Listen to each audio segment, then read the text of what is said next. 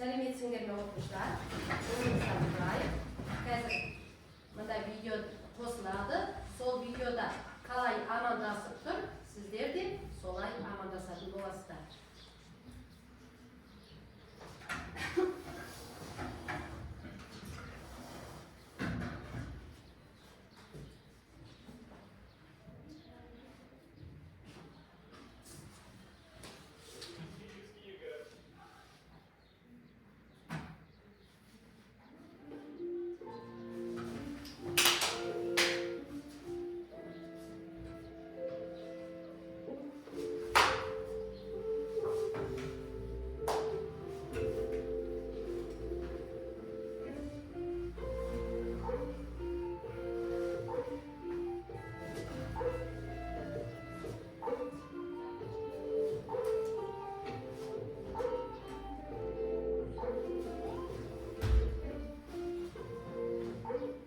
Жақсы, отыра қойыңыздар. Ал қазір мына жерде топқа бөлінеміз. Ал кім қай топ екенін анықтайды. Бірінші топ Оразәлі, Ләззат, Ерасыл, жоқ сабақтар, Арай, Сәкен жоқ, Ерасыл, Мансур. Ал бұл осы оқушылар бірінші топқа бара қойыңыздар. Қалған оқушылар екінші топта.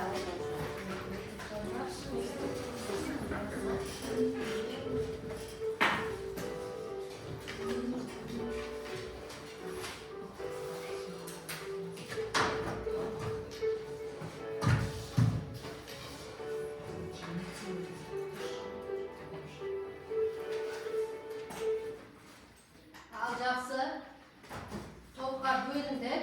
Енді әрі қарай өткен сабақтарымыз бойынша үй тапсырмасын тексерейік.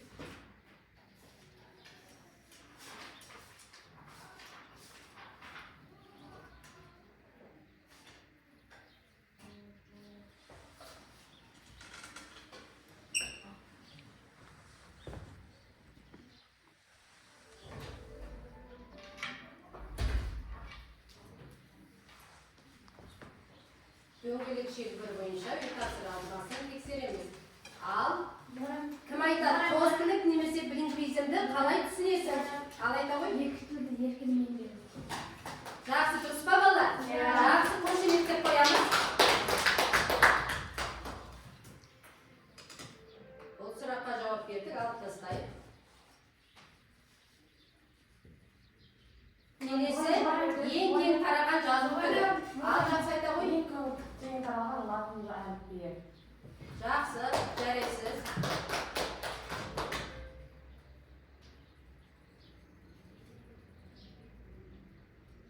Қазақ тілі қандай тіл семьясына, қандай тіл тобына жатады? Қазақ тілі Алтай тілдер семьясына 10-ші түрік тобына жатады. Жақсы. Дұрыс па балалар? Жақсы, қошеметтеп отырамыз. Келесі. Этнос дегеніміз не?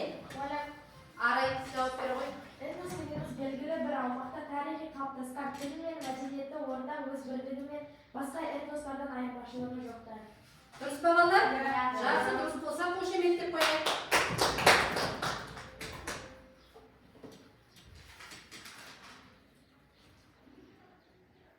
Келесі сұраққа кім жауап береді? Арайдың. Қазіргі заманда латын әліпбиіне көшу оған адамдар ол қазақ тілін бірінші дамыту және де осы қазіргі жас балалардың, қазіргі жас ұрпақтың осы қазақ тіліндегі осы мәдениетін білуге болсын болады және де латын әліпбиіне көшу біреулер үшін қиын болатын болса біреулер үшін оңай болады. Сонда да латын әліпбиіне көшу ол әлдеқайда қиынірек деп ойлаймын. Жақсы, дұрыс па балалар?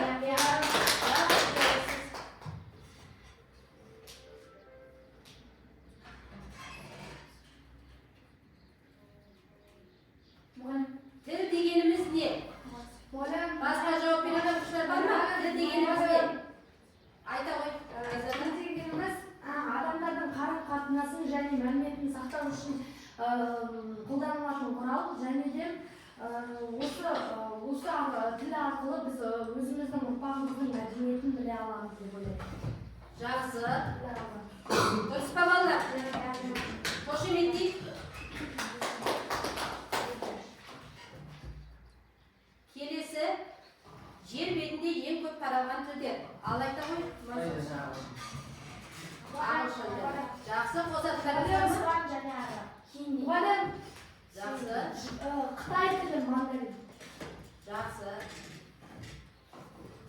Негізі ең көп тараған Қытай ішінде Қытай, яғни халық саны көп болғандықтан ол да көп тараған дейміз.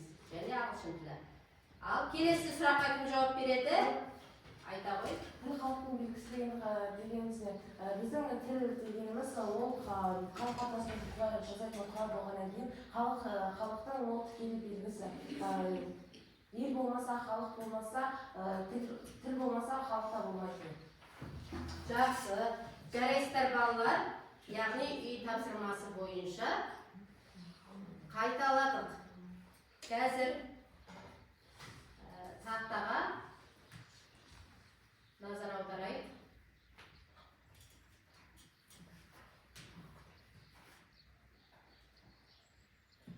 Ал мына суретке қараңыздаршы. Мынадан нені түсінесіздер? Неге бұл сурет сіздерге беріліп тұр? Бұл тілдердің қалматын орындары деп ойлаймын. Жақсы. Және бұл дүниежүзілік дін деп ойлаймын. Жақсы. Олай болса, бүгінгі біздің сабағымыздың тақырыбы қалай деп ойлайсыңдар? Дүниежүзілік Дін құрамы. Жақсы. Жарайсыздар. Онда бүгінгі сабағымыздың тақырыбы дүниежүзі халқының діни құрамы екен. Бүгінгі сабағымыздың мақсаты дүниежүзі халқының діни құрамын және діндердің таралу аймақтарын анықтау. Ал жарайды. Олай болса, қазір тақтаға мұқият қараңыздар.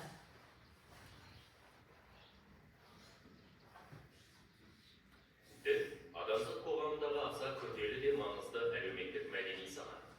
Діннің басты мақсаты адамның рухани жетілуі және оның жаратушы Құдайға сенімі. Жер шарында адамзаттың 20-30%-ның діни ұстанымдары жоқ. Дүниежүзі діндерінің таралу шекаралары 18 ғасырда ғана қалыптасты. Діндер таралу бойынша 3 типке бөлінген: этностық, дәстүрлі және әлемдік. Діндердің тез және кең таралғандығының басты факторы осы діндердің кез келгеніне кіруге тайпалы, рулы, этноұлттық және кастакландық шектеулердің болмауы. Діннің негізін қалаушылардың рөлі діни наным ырымдарының салыстырмалы түрде қарапайымдылығы. Діни уағыздарында жалпы адамзаттық құндылықтарды ұстануды наным сенімнің аса маңызды көрінісіндей бағалау. Бұл діндердің ресми құжаттарында мойындалған дін басыларының уағыздарында дінаралық сыйласымдылыққа, ұстамдылыққа, өркениеттің ғаламдық мәселелерін бірлесіп шешуге шақыратын үндеулердің болуы шарт. Және дінге сенушілердің осы діннің саясатын қолдауға шақыратын мерзімдік іс-шаралары өткізіліп отыруы. Христиан діні сенетін адам жағынан әлем бойынша бірінші орында. Христиан дінінде Иисус Христос Мессияға теңеліп, Құдайға бағынды. Христиан діні әдебиеті негізгі 4 жанрдан тұрады. Інжілдер, апостолдардың арнаулы хаттары, Христос шәкірттерінің істері туралы жазбалар, ақыр заман туралы өсиет. Ислам әлемдік монотеистік ибрахимдік дін. Христиандықтан кейін дүниедегі ең көп таралған дін болып табылады.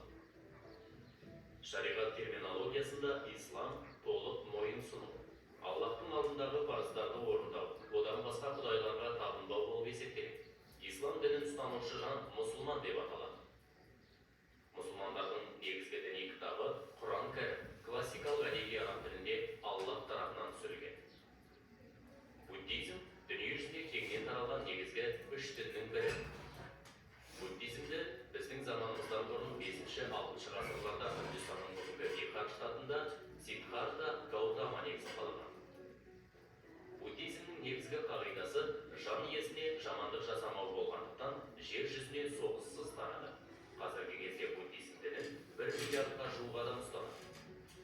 Бұл діни шығармалар жинағы Трипитакада баяндалған. Ал жақсы балалар, Дін туралы түсінік алдыңыздар ма? Қай дін ең бірінші болып пайда болды? Христиан. Жақсы. Әрі ең кең тараған дін? Христиан. Барлық діннің ортақ ұстанымы не? Жақсы, жарайды онда балалар, қазір сіздерді екі-екімен жұптасасыздар. Бірінші жұп сіздер ислам діні, екінші христиан діні, сіздер буддизм, сіздер ұлттық дінге бөлініңіздер. Ал жақсы, осы діндер бойынша алдарыңызда бағалау парағы тұр сіздерде, және сонымен қатар сол бағалау парағында критерийлер тұр. Сол критерийлерді қарай отырып, параққа жазыңыздар. Клетчатқа жаза қойыңыздар.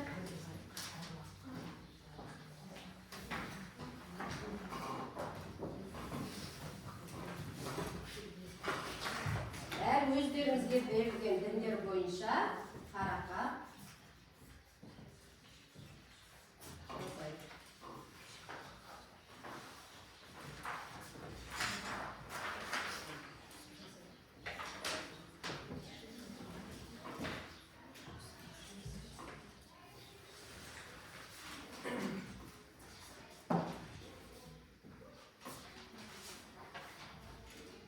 алдарыңызда атлас тұр, оқулықтарыңыз тұр, оқулықтар мәтінен танысыңыздар.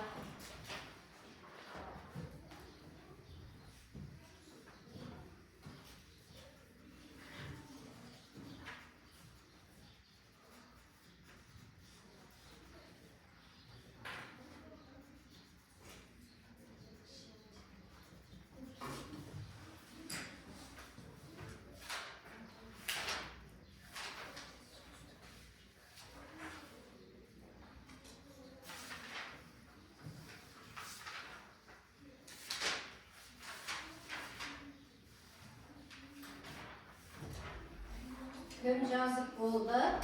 Белгі беріңіздер және тақтаға кеп шарттарыңызды беріңіздер. Азақсы, әкені қойыңыздар.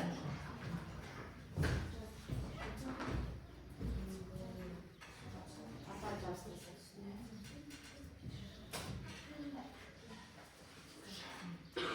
Ал басқа топтар болдыңыздар ма? Ал жақсы әкені қойыңыздар. Барлық топ болсын, әкелді беріңіз. Бүгінгерді отырайын.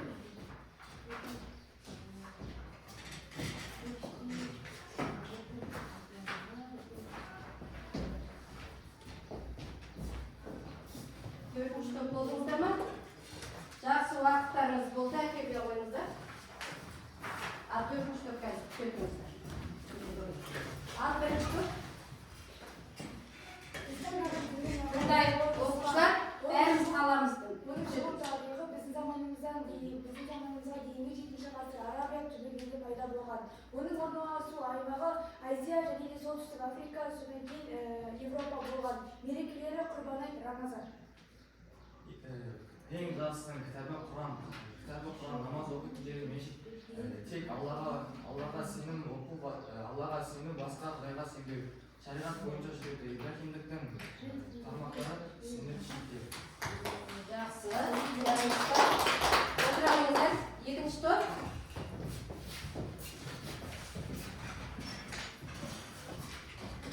Ресейдің дінінің атауы христиан. Шығу тарихы Палестинада біздің дәуіріміздің 1-ші ғасырда пайда болып, бүкіл жерорта теңізіне таралды. Тармақтары православие, католицизм, протестантизм. Таралған аумағы Еуропа, Солтүстік Америка, Азия. Мерекелері Пасха, Рождество. Ерекшеліктері киелі Библия, дұға қылуларының жылы собор. Жақсы. Түсінікті ме балалар? Қошемет қойып. Үшінші топ. Келіңіздер.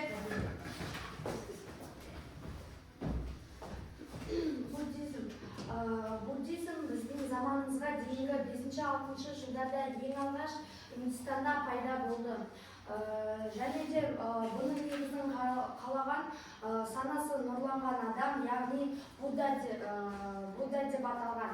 Және де дүниежүзілік діндердің ішіндегі ең ежелгісі болып саналады.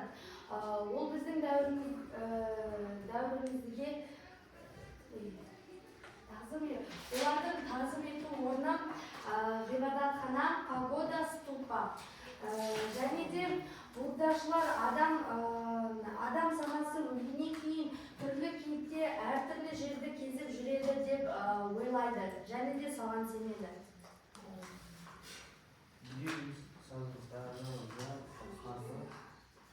Балалары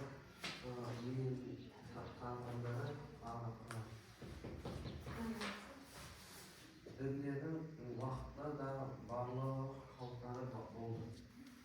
Жақсы. Түсінікті ме балалар? Ағасы қошемет сұрайды. Төртінші топ келе қойыңыздар.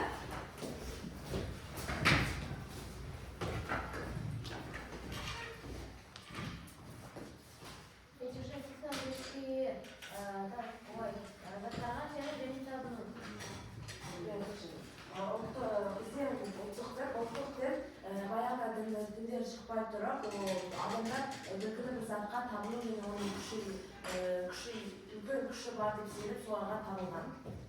Олар төртке бөлінген.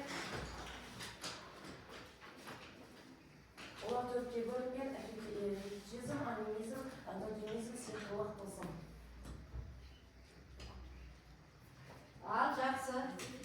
Болдыңыздар ма? Анимизм аруақтар мен табиғаттарға сену және оларға табыну. Тотемизм адамдар қандай да бір әрекетте жануарларға өзінуге сену және табыну. Сиқырлық тылсым күштерге сену және де олар белгілі бір әрекетке және аруақтарға жүгіну.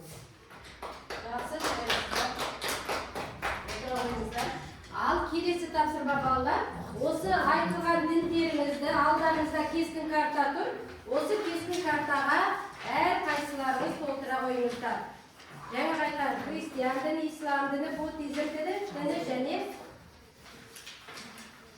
ұлттық діндер бойынша кескін картаға толтырыңыздар. Сіздердің атластарыңызда 43-ші бетте міне дүниежүзінің діндері тұр. Осыдан қарауларыңызға болады атластарыңызға. Бар ма? Барлықтарыңыз атлас?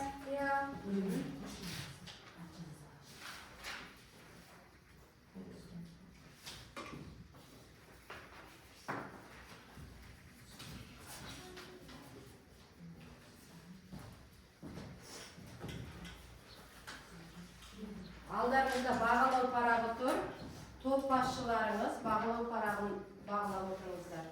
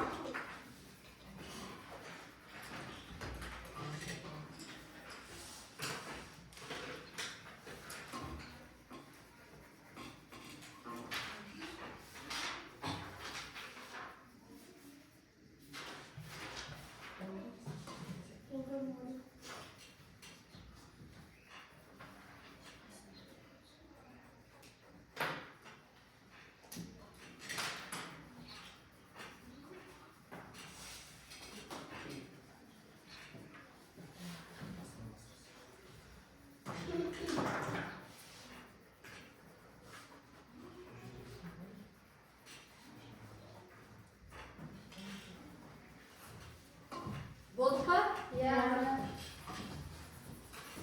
Жақсы, жарайсың не балалар қараңыздар. Сөйлемдері.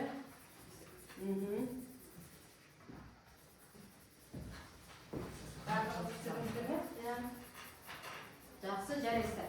Ал келесі тапсырма балалар картаға қараңыздар. Білім лантпен жұмыс жасаймыз. Бірінші сұрақ, әлемде қанша адам христиан дінін ұстанады? Кім жауап береді? Келе қояйық. Қаламдала ғой.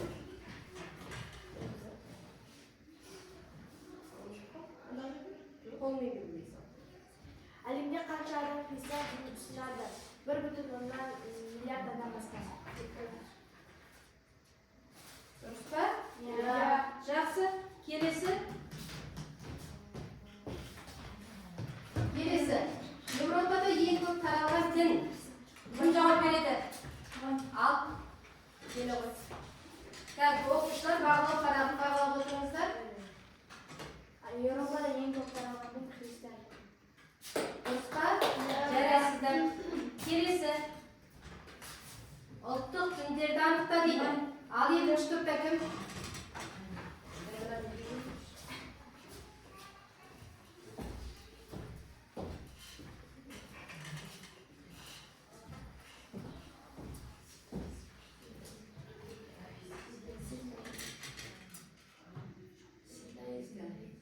Ұлттық дін. Сұрағым дұрыстап, ұлттық діндер қайсы?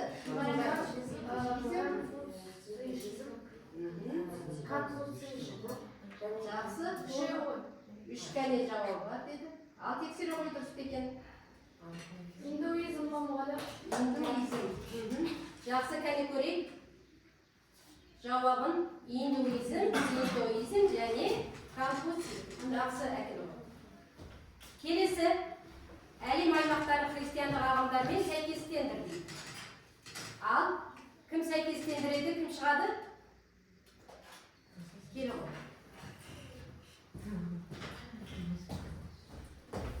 Аймақтар христиандық ағымдар сәйкестендірді.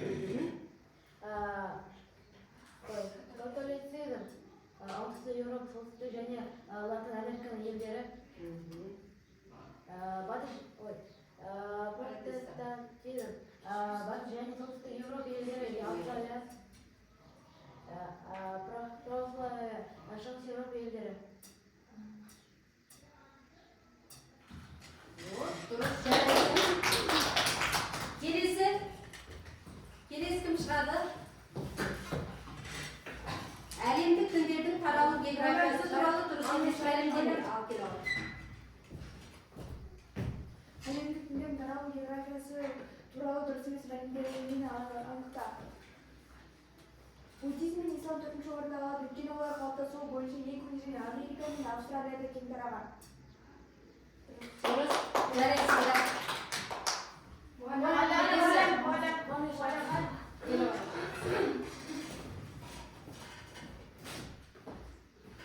Ислам діндарлар саны бойынша екінші орында алады және әлемнің көптеген елінде, негізінен Азия мен Африкада орналасқан мемлекеттік дін болып жарияланады. Сенімшілер саны жағынан ең үлкендері Индонезия, Пакистан, Бангладеш және Нигерия болады. Келесі. Ал келесі. ұсынылған диаграмманы қолдана отырып әлемдік діндердің сенімшілердің саны туралы бір дұрыс қорытынды жаса. Қорытындыны анықта.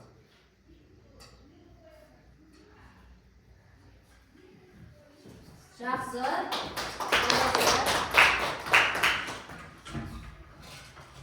Келесі тапсырмаға кім шығады? Ләззат. Әлемдік діндердің схемасын мазмұндауда қорытты.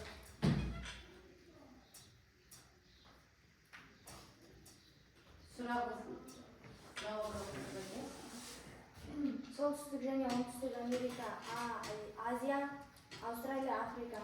Мына жерде ислам діні Азия, Африка, буддизм, оңтүстік шығыс Азия, шығыс Азия, оңтүстік Азия. 2,1 миллионнан астам адам. Европа. Христиандар Азияда тұра ма? Европада көп шоғылған христиандар бір қате жетті. Келесі тапсырмаға кім шығады? Ұсынылған картаны қолдан отырып әлемдік діндердің таралуы туралы дұрыс тұжырымда. Арай. Ұсынылған картаны қолдана отырып әлемдегі діндердің таралуы туралы дұрыс тұжырымды анықта. Христиан діні солтүстік және оңтүстік Америка, Европа, Австралия және Африка елдерінде кең таралған. Жақсы, жарайды. Ал бағалайық.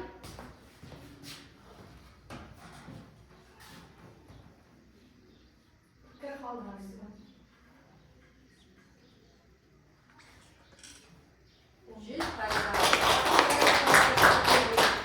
Ал келесі тапсырма балалар, сіздердің алдарыңызда мынандай қағидат тақтасы QR түк соткаларыңызды алдыңыздарда.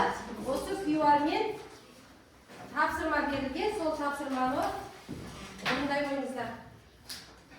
Соткаларыңыз қайда? Бар ма соткаларыңыз? Ал жармен аша қойыңыздар.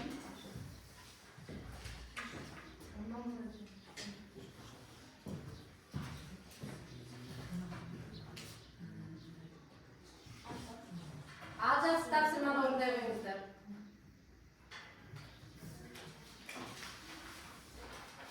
Қазіргі тілдің рөліне баға беру. Аштыңыздар ма? Тақтадан келіптерде түсіріп алуларыңызға болады.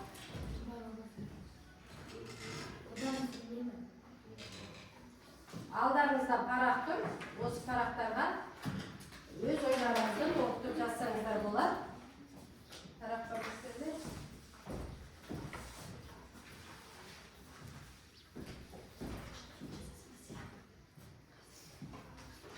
Ойларыңызды жинақтаңыздар. Бұл топпен жұмыс жасайсыздар, топтасыңыздар.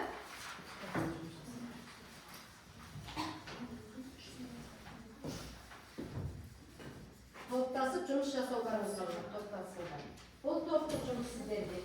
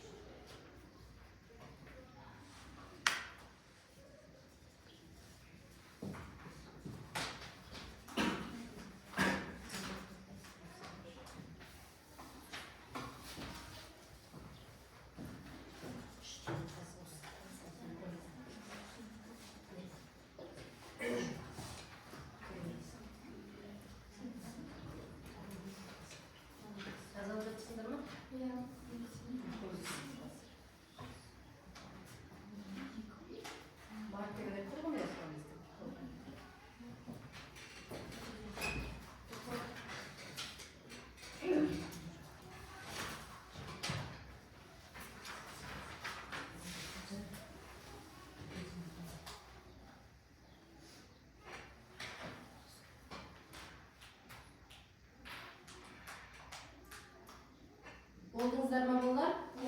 Ал қазіргі тілдің рөліне баға беріңіздер.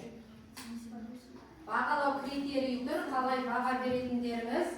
Ал болсаңыздар, екінші топ болдыңыздар ма? Қазір күтетіңіздер екінші топты.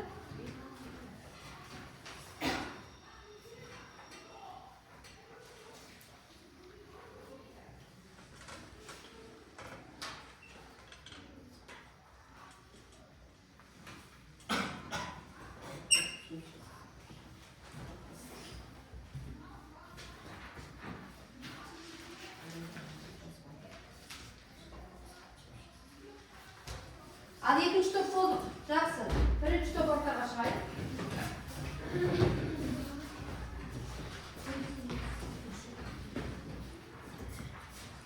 Адамдар өздерінің аймағын және бүкіл адамзаттың дүние құрамын зерттейтін үш себебін анықтай алады. Дін қоғамдағы мәдениет пен дәстүрлерді түсіндіруге көмектеседі, діни көзқарастар саясатқа әсер етеді, этикалық құндылықтарды қалыптастырады. Жеке таңдау адамдар өз дінді өз тәжірибесіне қарай еркін таңдайды.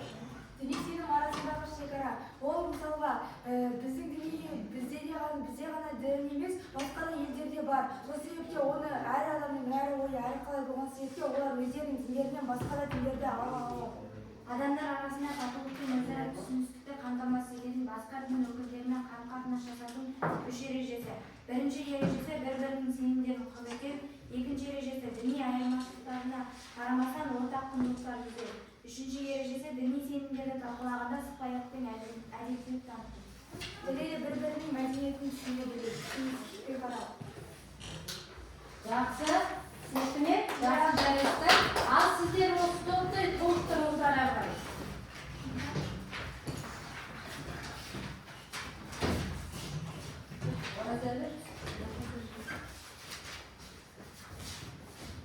Адам өз еліндегі аймағын және бүкіл адамзат дүние құрамын зерттейтін себептері.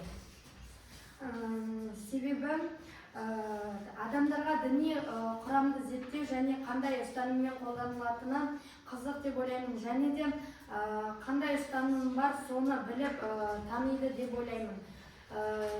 Және де осы арқылы олар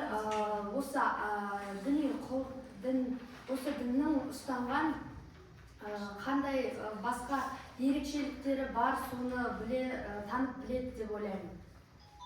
19 ғасырдағы адамның ұлттық қай дінді ұстанатынын нақты белгісі болу себепті андын миграцияның мәселелері діннің жеке таңдауы мәселелеріне айналды. Аралас некелер мен көп мәдениетті қоғамдық көбеюі. Аралас некелердің көбеюі одан кейін айтып келетіні елдердің мекендердің көбейіп дамуына қарай алға бастады. Адамның арасындағы толық пен түсінікті қамтамасыз ететін ережелер. Бір-біріне сыйластық, бір-біріне көмек көрсету және де бір-бірін үлкенге құрмет, кішіге ізет көрсетіп, бір-бірін қарым-қатынасты дұрыс жасау және де көптеген діни құрамдардағы ұлтқа шеттетпей, бір қоғамда бір татулық, бір жаңалықтың астында өмір сүру. Жақсы. Болдыңыздар ма? Ал сіздер қосасыздар ма? Ал енді Қазақстанда дін мәселесі қандай? Қазақстанда мысалы дінге шектеу деген бар ма? Жоқ дейсіздер? Жоқ. Иә. Қағазда шексіз интернет жүзінен арқылы өзінің қалған дініне өзінің қалауын жазалады еркін адамның. Қазақстанда қанша ұлт өкілдері бар? 130-дан астам ұлт өкілдері. 130-дан астам ұлт өкілдері бар, бірақ осы қаншама көп болып тұрса да, олар да дінге шектеу жоқ, әр ұлт өзі қалаған дінін ұстанады. Және де бірақ та өздерінің ұстанатын болса да сол билікте тұрып жатқан елдің мәдениетін ұстау керек. Жақсы, жарайсыздар. Тағы да қосатын ойларыңыз бар ма? Діннің рөліне қалай баға бересіңіз? Адамдар өздерінің дін арқылы өздері бір адамға бір және де дін арқылы адамдар қатыгездікпен және басымдылықты жеңе алады деп ойлаймын. Себебі діннің қандай болсын, дінде мейірімділікпен, ақылдылықты, татулықты ұстану керек деп ойлаймын. Қазіргі бізде қазіргі кезде ешқандай дінді мәселелерді істемейді, бірақ та қазіргі мемлекетте өзінің еркін дінін ұстанады. Бір жағынан бәрінің елдердің негізгі түсінігі татулық, бірлік, сыйластық. Жақсы, жарайсыздар. Ал жақсы, бүгінгі сабағымызды қорытындылайық. Бүгін біз сабағымызға қойған мақсатымызға жеттік па? Дүниесінің құрамы және оны картада көрсететін орындай ашу. Ал кәне бүгінгі сабағымызды қорытындылайық. Не түсіндіңіздер бүгінгі сабақтан? Айта қояйын. Бүгінгі сабақтан әлеуметтік осы бүкіл қоғамдық құрамды түсіндім, және де сол қоғамдық діни құрамдардың осы өздерінің мәдениеттерін және де қалайдан екі ел арасында діни қоғамдықты қарым-қатынасын жақсартуға болады екенін түсіндім. Ал ешқай сабақта түсінбедім деп айта алмаймын, себебі мен бәрін түсіндім. Жақсы. Айзада? Осы діндер арқылы адамдардың қандай дін осы адамдардың қандай дін ұстанатынын және де қай жерде осындай діндер көп болатынын, сосын кейін басқа да діндерді білдім. Мен бұрын үш дін бар деп ойлайтынмын, ал қазір одан да көп діндер бар екенін. Олар қалай аталады? Бұдан басқа діндер, негізгі үш діннен басқа діндер қалай аталатын болды? Ұлттық діндер деп аталады. Жақсы. Ал Ләззат? Мен бүгінгі сабақтан үш діннің ерекшеліктерін, дін туралы ақпараттармен қызықты болған, ешқандай қиыншылық болмады. Жақсы. Ал топ басшылары оқушыларыңызды бағалай қойыңыздар, топтағы. Айта қойыңыз. Біздің осы тобымыздың құрамында бізде Ләззат және де Арай, Мансұр және де мен бар. Ләззатты мен өзім жақсы бағалаймын, себебі ол бүгін белсенді сабақтарға қатысып, үй жұмыстарында күшті қыдырып айтты. Одан кейін Арайды мен күштіге бағалаймын, себебі ол да белсене қатысты, өз ойын толық жеткізе алды. Одан кейін Мансұрды да мен бағалай аламын, өйткені бізге көмектесті. Бір жұптық жұмыста немесе бір топтық жұмыста ол бізге көмектесті. Ал арайтының өзін қалай бағалайсыздар? Аралды мен бүгінгі сабақты жақсы бағалаймын, себебі ол сұрақтарға нақты жауап берді, ешқандай қорқыныш болған жоқ. Жақсы. Екінші топ басыңыз. Біздің топта да өзгелер Айзада, Ерасыл және мен болдым. Мен Айзаданы оны оңға бағалаймын, ол өзінің ойын толықтай жеткізе алды және де дұрыста сұрақтарға жауап берді және де тапсырмаларды, үй тапсырмаларын нақты орындады. Өзінің сегіз балл қойылған, ол бізде топтағы жұмыстарда заттарға көмектесті, ал бұлай тапсырмаларда кейбіреуіне қате болды. Ал Ерасыл өзінің ойын толық жеткізе алды. Тағы да айтатын десем, өзінің ойын жеткізе алып, топтық жұмыс, жұптық жұмыстарда көптеген үлестерін қосты. Ал жақсы, жарайсыздар. Ал Мерейдің өзін қалай бағалайсыздар? Айзада? 10 баллға бағалаймын, себебі ол белсенді. Жақсы, жарайсыздар. Бүгінгі сабаққа өте жақсы қатыстыңыздар. Екі топта да әсіресе өте жақсы қатысқан оқушылар бізде Арайдан, Арай, Ләззат, Мансұр да жақсы қатысты, белсене қатысты. Ал екінші топта бізде өте жақсы қатысқан оқушылар Мерей мен Айзада, ал Оразәлі мен Ерасыл да өзіндік сабаққа қатысыңдар. Жақсы, жарайсыңдар балалар, үй тапсырмасын ала қойыңыздар. Үй тапсырмасына осы кескін картаны әрі қарай толықтырып келесіңдер, түсіресіңдер. Атластан қараңыздар, кескін картаны атластан қарап түсіресіңдер. Және сонымен қатар осы дүние жүзі дін құрамы бойынша ақпарат аласыздар. Яғни тағы да бұдан басқа сіздер білмейтін тағы да қандай қызықты діндер туралы ақпараттар бар, соны жинақтап келесіздер. Ал енді қазір сіздерге мынандай ақпарат беріледі. Осы ақпаратты қосып бүктейсіздер де оның оң және бүгінгі сабақтан теріс, яғни пікірлеріңізді жазасыздар. Оң пікір және теріс пікірлеріңізді. Барлық соны жазасыздар.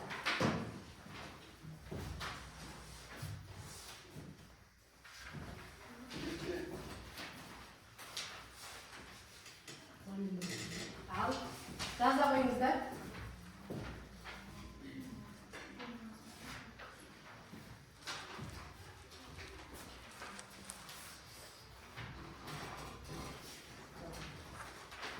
Ал өз ойларыңызды жазыңыздар. Яғни екі үгіт түсініктеме күнделігі деп аталады. Барлықтарыңызға берілді ме? Ал жаздың ба? Ал жақсы айта бер. Бұл жағы маған бүгінгі сабақ өте қатты ұнады. Және де бүгін менде мүлдем қиыншылықтар болмады деп ойлаймын. Айта аламын. Және де сабаққа белсенді қатысқандардың бірі болдым деп ойлаймын. Ал теріс жағым жоқ, себебі мен сабаққа барынша толықтай күшті қатыстым деп ойлаймын. Жақсы. Бүгін біздердің артыққа жерде дамығанымды ең көп адамдар қандай білім алатынын түсініп және де осы өз ойымды нақтылай жеткізе отырып, осы күндердің осы тақырыптың мақсатына жеттім деп ойлаймын. Және де мен ал теріс жағым менде жоқ, себебі мен бәрі қойғанын қалап түсіндім. Бұл жағы бүгінгі сабақта жақсырақ қатысты, бүгінгі сабағына да қызықты болды. Ал теріс жағына ешқандай қиындық болған. Бұл жағы бүгінгі сабағына ешқандай қиындық болмады, меңгердім, өзімдік қасиеттерін білдік, таныстық. Ал теріс жағына ешқандай болған жоқ, барлығы түсінікті болды. Дұрыс жағы бүгінгі сабақта діндер туралы өттік, сабақта керемет болды. Біздің дін туралы түсінігімізді арттырдық, топтан керемет жұмыс атқардық. Біздің әсер-серіктеріміз мақсатты толықтай жете білдім, ойымызды толықтай жеткіздім. Теріс жағы болған жоқ деп санаймын. Жақсы. Ерасыл не айтасың?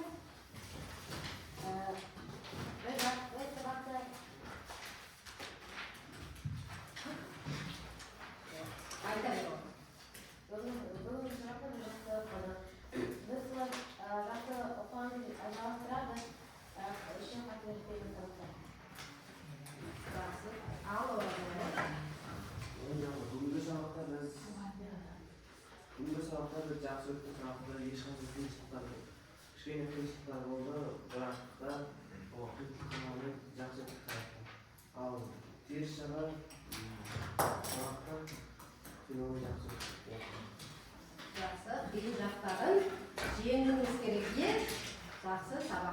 белсене қатысуыңыз қажет. Ал Мансұр, Бүгінгі сабақта біз қанша жындар аналардың аталары қандай тарихта тұрғанын білдік, қанша тарихта тұрғанын білдік, және олардың аталары білдік. Теріс жағым мен теріс жақ болмады дегеннің бәрі. жақсы жарайсыздар. Ал жақсы үй тапсырмасы түсінікті ғой, е? Барлықтарыңыз сабаққа белсене қатыстыңыздар. Көп рахмет. Сабақ аяқталды.